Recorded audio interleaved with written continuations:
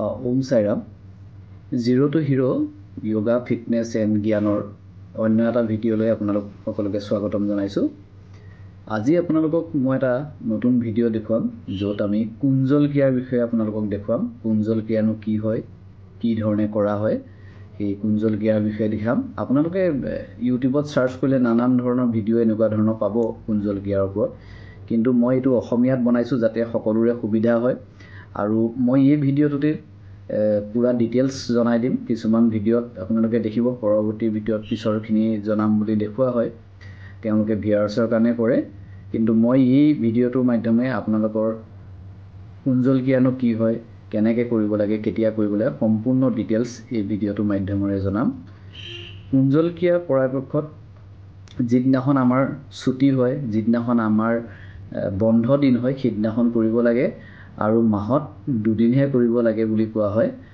আৰু এই কুঞ্জল ক্ৰিয়া কৰাৰ দিনাখন আমি একদম লঘু আহাৰ খাব লাগে আৰু সেইদিনাখন আমি বেছি হেভি খানা আমি কেতিয়াও খাব নালাগে। পৰাপক্ষত খিচিৰি জাতীয় আহাৰ আমি খাব লাগে আৰু ৰাতিপুৱা আমি খালী পেটত এই কুঞ্জল ক্ৰিয়া কৰা হয়। আৰু ৰাতিপুৱা আমি কি ধৰণে কুঞ্জল ক্ৰিয়া কৰিব লাগে সেই সম্পূৰ্ণ ডিটেইলছ এই ভিডিঅ'টোৰ মাধ্যমত আপোনালোকক দেখুৱাম। আহকচোন আমি ভিডিঅ'টোৰ মাজলৈ যাওঁ। প্ৰথমতে আমি মলাসনৰ স্থিতিত বহি লৈ এমগমান পানী, প্ৰায় 7-8 গিলাচমান পানী আমি এই ধৰণে সেৱন কৰিম।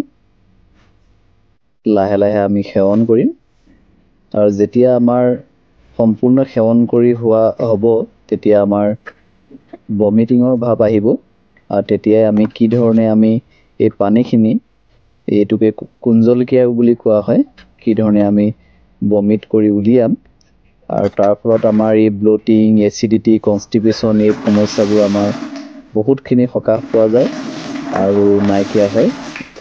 এই ধৰণে আপোনালোকক দেখুৱাইছোঁ। এনেকৈ আঙুলি ভৰাই দিব, আলজিভাৰখন আপোনালোকে অলপ জাষ্ট লৰাই দিলে এনেকৈ পানী ওলাই আহে আৰু পেটটো অলপ মালিচ কৰি থাকিব সিখন হাতেৰে। আপোনালোকক দেখুৱাইছোঁ, দেখিছে কি ধৰণে ওলাই যায় এনেকৈ পানীখিনি। আৰু বুকুত দুখ পাব নালাগে, কোনো কষ্ট দিব নালাগে, এই ধৰণে ধুনীয়াকৈ ওলাই যায় গোটেই পানীখিনি। আৰু ইয়াৰ ফলত আপোনালোকে খালি একদম লঘু আহাৰ খাব লাগে বুলি মই আগতেই জনাইছোঁ। এই দিনটোত আপোনালোকে ৰেষ্ট ল'ব লাগে আৰু একেবাৰে লঘু আহাৰ খাব লাগে এইদিনা, যিহেতু আমাৰ পেটটোক আমি সেইদিনাখন ৰেষ্ট দিওঁ। আপোনালোকে এই ধৰণে যদি মাহত দুবাৰো কৰে তেতিয়াও আমাৰ এই গেছ, কনষ্টিপেশ্যন এইবোৰৰ সমস্যাৰ পৰা আমি ৰক্ষা পাম। আজিলৈ ভিডিঅ'টো ইমানেই। শেষলৈকে চোৱাৰ বাবে আপোনালোকক ধন্যবাদ জনাইছোঁ।